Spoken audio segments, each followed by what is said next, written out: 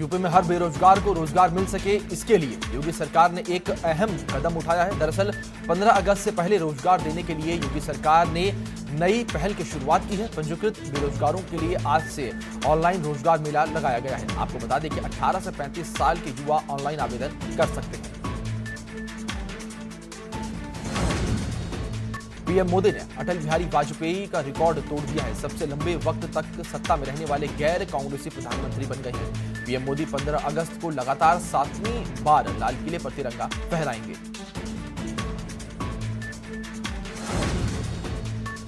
पंद्रह अगस्त पर सुरक्षा को लेकर पुलिस अलर्ट है। दिल्ली में लाल किले से आसपास सुरक्षा के कड़े इंतजाम कर लिए गए हैं। रेलवे स्टेशनों, होटलों, ढाबे समेत संवेदनशील जगहों पर चेकिंग की जा रही है।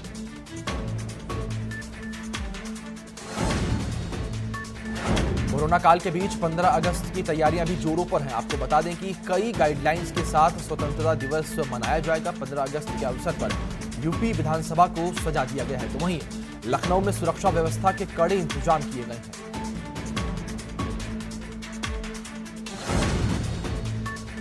लखीमपुर खीरी में स्वतंत्रता दिवस को लेकर चौकसी बढ़ा दी गई है। नेपाल सीमा पर सुरक्षा के व्यवस्था को और भी कड़ा किया गया है। आपको बता दें कि एसएसबी पुलिस की संयुक्त टीमें सीमा पर तैनात है। सीमा और जंगली इलाकों में पेट्रोलिंग तेज कर दी गई है।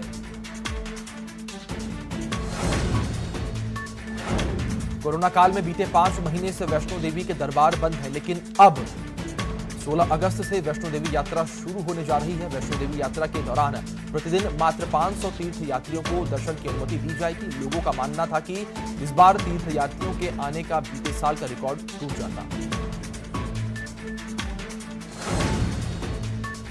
परशुराम चेतना पीठ लखनऊ में 108 फुट ऊंची भगवान परशुराम की प्रतिमा लगाएंगी। संतोष पांडे और अभिषेक मिश्रा ने के बाद सुरेश मिश्रा की बड़ी जिम्मेदारी होगी।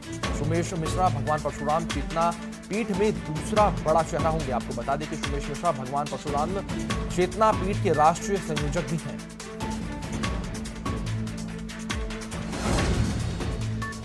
उत्तर प्रदेश माध्यमिक शिक्षा परिषद ने 2020 और 21 का शैक्षणिक कैलेंडर जारी कर दिया है। इस बार कोरोना संक्रमण के चलते शैक्षिक सत्र का काफी नुकसान हुआ है, लिहाजा बोर्ड ने फैसला किया है कि हाई स्कूल और इंटरमीडिएट की परीक्षा 2021 के मार्च और अप्रैल में होंगी।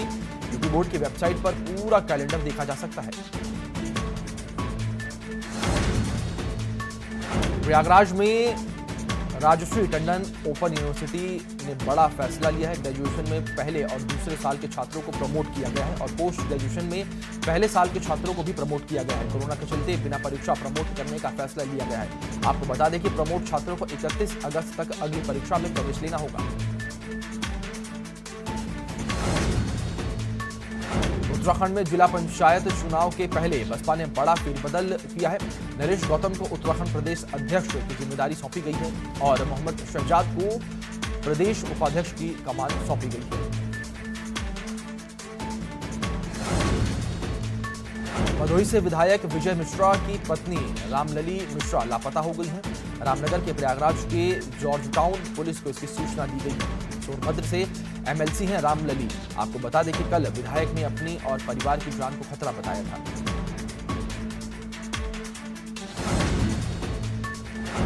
सुदीक्षा भाटी की मौत मामले में बुलेट सवारों की जानकारी देने पर इनाम की घोषणा दी गई है। पुलिस की तरफ से 20,000 रुपए का इनाम दिया गया है। आपको बता दें कि अभी तक आरोपियों का पता नहीं चल पाया है।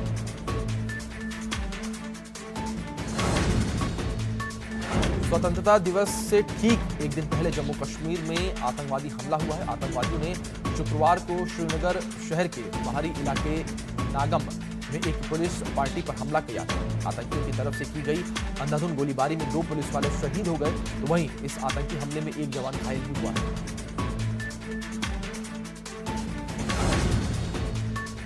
पाकिस्तान की एक अदालत ने आतंकवादी वित्त पोषण के एक मामले में जमात उद दावा के 2 वरिष्ठ नेताओं की सजा को निलंबित करते हुए जमानत पर रिहा करने का आदेश दिया है।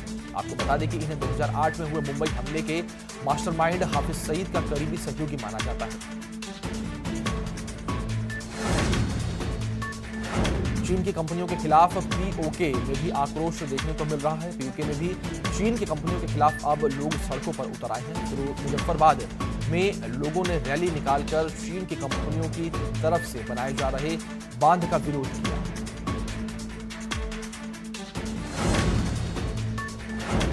रूसी हेल्थ केयर मंत्रालय के Gamaleya national research centre for epidemiology and microbiology के निदेशक अलेक्जेंडर गिग्सबर्ग ने दावा किया है कि कोरोना वायरस के खिलाफ रूसी वैक्सीन के सुरक्षात्मक गुण कम से कम 2 साल तक बरकरार रहेंगे। तो वहीं WHO ने कहा है कि रूसी वैक्सीन उन्नत टेस्टिंग चरणों में नहीं है।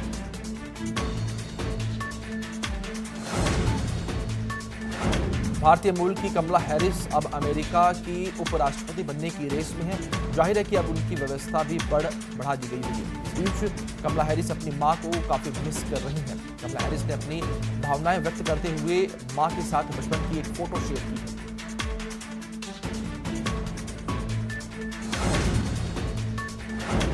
अमेरिकी राष्ट्रपति डोनाल्ड ट्रंप ने इजरायल और यूएई के बीच ऐतिहासिक शांति समझौते का ऐलान किया है। उन्होंने कहा है कि दोनों देश पूर्ण राजनयिक संबंध बनाने के लिए सहमत हुए हैं। इस समझौते के बाद यूएई अरब देशों में पहला मुल्क बन गया है जिसने इजरायल के साथ राजनयिक संबंध स्थापित किए हैं।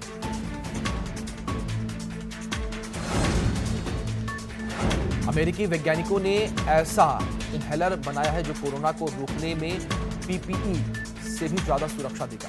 यह दवा कैलिफोर्निया यूनिवर्सिटी के शोधकर्ताओं ने अपनी रिसर्च में किया है। इस इनहेलर को एरोनेप्स नाम दिया गया है, जिसे इस्तेमाल करने के लिए नाक में स्प्रे करना होगा। अमेरिका में जुलाई के अंतिम 2 सप्ताह में कम से कम 97,000 बच्चे कोरोना वायरस से संक्रमित पाए गए हैं। ये जानकारी अमेरिकी बाल रोग अकेडमी और चिल्ड्रंस हॉस्पिटल एसोसिएशन की तरफ से जारी की गई है। इसकी जानकारी राज्य स्तरीय डाटा की नई समीक्षा रिपोर्ट में दी गई है। भारत मालदीव में महत्वपूर्ण संपर्क परियोजना को अमलीजामा बनाने के लिए $40 करोड़ की कर्ज सुविधा और $10 करोड़ का अनुदान देगा। अधिकारियों ने बताया कि 6.7 किलोमीटर की ग्रेटर माले कनेक्टिविटी परियोजना मालदीव में सबसे बड़ी नागरिक आधारभूत परियोजना होगी।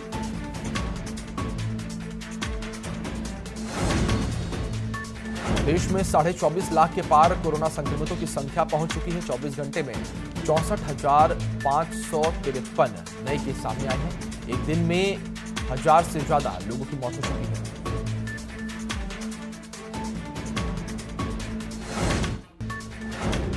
उत्तराखंड में लगातार कोरोना का आंकड़ा बढ़ रहा है। प्रदेश में 11,302 कोरोना मरीजों की संख्या पहुंच चुकी है। अब तक 143 लोगों की उत्तराखंड में जान भी जा चुकी है। बदायूं में कोरोना के प्रकोप को देखते हुए L1 हॉस्पिटल बनाया गया था, लेकिन अस्पताल में लगातार असुविधाओं की शिकायत डीएम के पास आ रही थी। हॉस्पिटल की साफ सफाई करा के सैनिटाइजेशन का काम किया जा रहा है और नए मरीजों को आसरा आवास में रखा जा रहा है।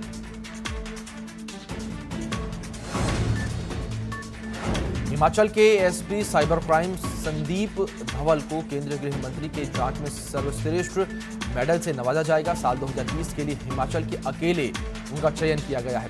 धवल ने प्रदेश के करीब 4300 करोड़ के टेक्नोमैक घोटाले में टैक्स चोरी से जुड़े मुख्य केस की जांच कर रहे SIT की अध्यक्षता की है।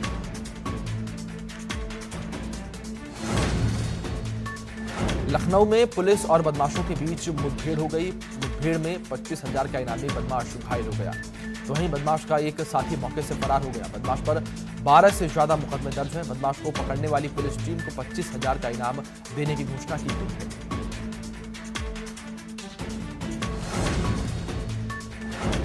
मऊ में विनोद तिवारी की बिना वर्दी का वीडियो वायरल हो रहा है। विनोद तिवारी थाने में बिना वर्दी के नजर आ रही हैं। तो वहीं थाने में पहुंच घायलों को विनोद तिवारी ने कोरोना वायरस कहकर भगा दिया। घायलों के कहने पर भी पुलिस ने मुकदमा दर्ज नहीं किया है।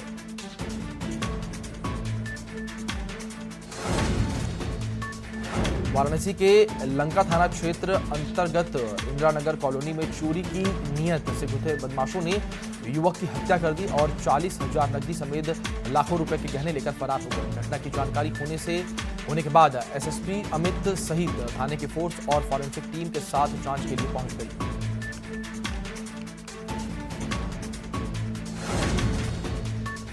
कानपुर में युवती ने एक वीडियो वायरल करके इंसाफ की गुहार लगाई है। साथ ही गोविंद नगर के इंस्पेक्टर पर आरोप लगाया है कि केस दर्ज कराने के नाम पर थाने में डांस करने को कहा गया।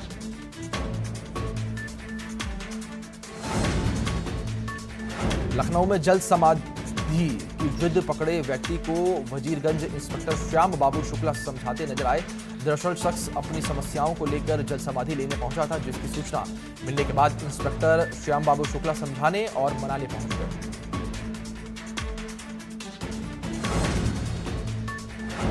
मुरादाबाद में रोडवेज बस स्टैंड के पास नाले में एक शख्स गिर गया। पुलिस ने शख्स को डूबते हुए देखकर उसे बचा लिया और इलाज के लिए अस्पताल भेजकर भर्ती करवाया है।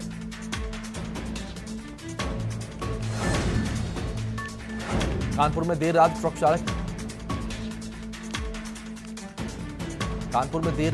से एक हादसा हो गया। आपको बता दें कि लेकिन हादसे के बाद वहां पर मौके पे युवक की मौत हो गई, लेकिन फिर भी शव लावारिस की तरह वहां पड़ा रहा। कोई भी शव का जायजा लेने नहीं पहुंचा। बर्रा थाना की यादव मार्केट चौकी के सामने घटना हुई है।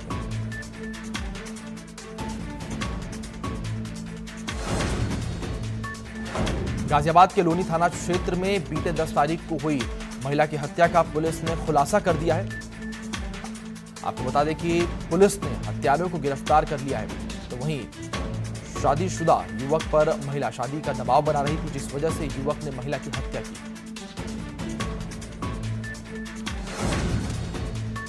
लखनऊ में मां चंद्रिका देवी के कुंड में अज्ञात लड़की की लाश मिली है। शव मिलने के बाद लोगों में हड़कंप मच गया है।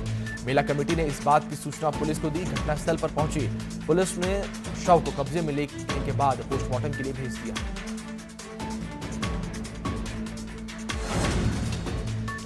आगरा में एक युवक को परिवार वालों ने बेड़ियों से जकड़ के रखा है। परिवार के लोगों ने युवक के पैर में ताला लगा दिया है। बताया जा रहा है कि युवक की आदतों से तंग आकर परिवार वालों ने ऐसा काम किया है। थाना शाहगंज की चौकी सराय ख्वाजा क्षेत्र का पूरा मामला बताया जा रहा है।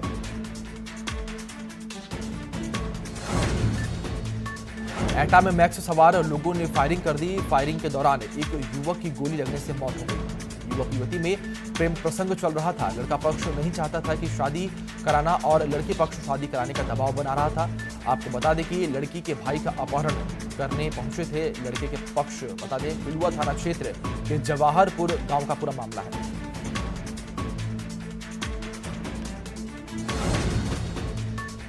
औरैया में सेंट्रल बैंक की शाखा में आग लग गई। आग लगने की वजह से बैंक के कंप्यूटर, कई महत्वपूर्ण फाइल और कागज जल गए। बैंक में आग बुझाने वाले उपकरण भी नहीं काम आए। आपको बता दें स्थानीय और पुलिसकर्मियों की मदद से आग पर काबू पाया गया। कचौसी बाजार की सेंट्रल बैंक की शाखा में यह आग लगी थी। हापुड़ में चलती कार में अचानक आग लग गई। कार सवार 2 लोगों ने कूदकर अपनी जान बचाई। कार पूरी तरीके से जलकर खाक हो गई। आपको बता दें कि बाबूगढ़ थाना क्षेत्र के नेशनल हाईवे उचेसर चोपला की घटना है। उत्तराखंड में बीते 24 घंटे के दौरान मौसम मेहरबान है। पूर्वी उत्तर प्रदेश से लेकर पश्चिमी उत्तर प्रदेश तक सभी जगह बारिश हो रही है। मौसम विभाग ने चेतावनी दी है कि गुरुवार को उत्तर प्रदेश में कहीं कहीं मूसलाधार बारिश होने का अनुमान है, जबकि अधिकांश जगहों पर चमक गरज के साथ पानी बरसने की संभावना है।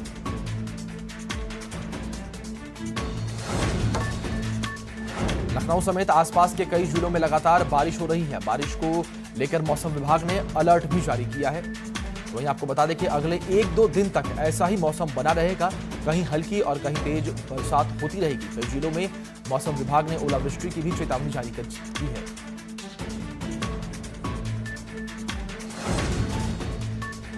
लखनऊ के मोहनलालगंज कस्बे के गोसाईगंज तिराहे पर जलभराव से सड़क टूटकर तालाब बन गई। बारिश होने की वजह से सड़कों पर बड़े बड़े गड्ढे बने हुए हैं, जिस वजह से आए दिन दुर्घटनाएं हो रही हैं और प्रशासन है कि मूक दर्शक बनकर सब देख रहा है। कानपुर में भारी बारिश की वजह से 4 मंजिला मकान ढह गया। मकान में दबने से मां बेटी की मौत हो गई। घर के बाकी सदस्यों ने भागकर अपनी जान बचाई। डीएम, डीआईजी समेत पुलिस के अधिकारी घटनास्थल पर पहुंच गए हैं। मूलगंज थाना क्षेत्र के हटिया बर्तन बाजार की पूरी घटना बताई जा रही है। हरदोई में बीती रात से बारिश हो रही है, जिस वजह से जगह जगह जलभराव हो गया है और कई इलाकों में लोगों के घरों में पानी घुस गया है। इसी के साथ नालों की साफ सफाई को लेकर नगर पालिका के दावों की पोल खुल गई है। जलभराव की वजह से लोग घर से बाहर नहीं निकल पा रहे हैं।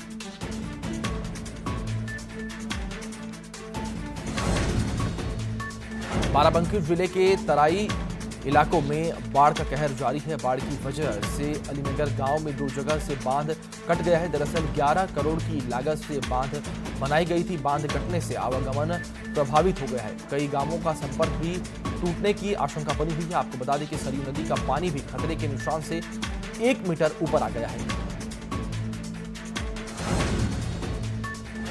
मिर्जापुर में फॉल में फंसे सभी लोगों को सुरक्षित निकाल दिया गया है। करीब 6 घंटे से टीले पर फंसे थे 8 लोग। आपको बता दें कि पिकनिक मनाने सभी बकरियां फॉल गए हुए थे।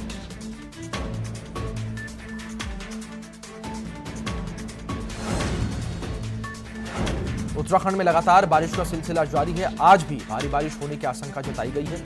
मौसम विभाग ने इसे लेकर रेड अलर्ट जारी किया है। उत्तराखंड के 9 जिलों में भारी बारिश की संभावनाएं बनी हुई हैं। आपको बता दें कि तेज बारिश से भूस्खलन और नदियों के जलस्तर बढ़ने का खतरा बना हुआ है।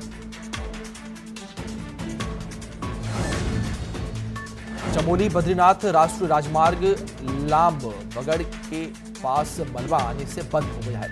तो वहीं लामबगड़ के दोनों तरफ नालों में अधिक पानी आने से सड़क पर यातायात रोका गया है। पिछले 2 दिनों से लामबगड़ सुचारू न होने के कारण बद्रीनाथ जाने वाले और आने वाले श्रद्धालुओं को खासी दिक्कतों का सामना करना पड़ रहा है। प्रशासन का कहना है कि दोनों तरफ से सड़क खोलने के लिए मशीनें लगाई गई हैं।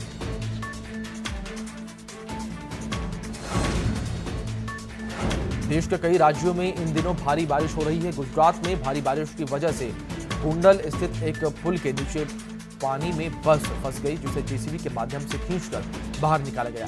आपको बता दें कि मौसम विभाग ने राज्य में 21 अगस्त तक भारी बारिश की पूर्वानुमान जारी किया है।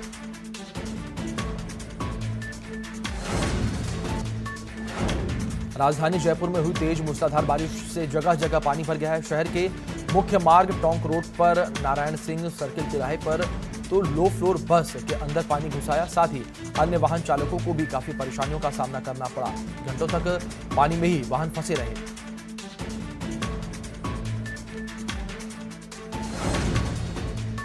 मुंबई में बीती रात से रुक रुक कर भारी बारिश हो रही है। मौसम विभाग ने मुंबई में आज से भारी बारिश की भविष्यवाणी की है। मुंबई में बारिश आफत बनकर बरस रही है। आपको बता दें कि इस सीजन में बारिश की वजह से कई मकान और दीवार गिर चुके हैं।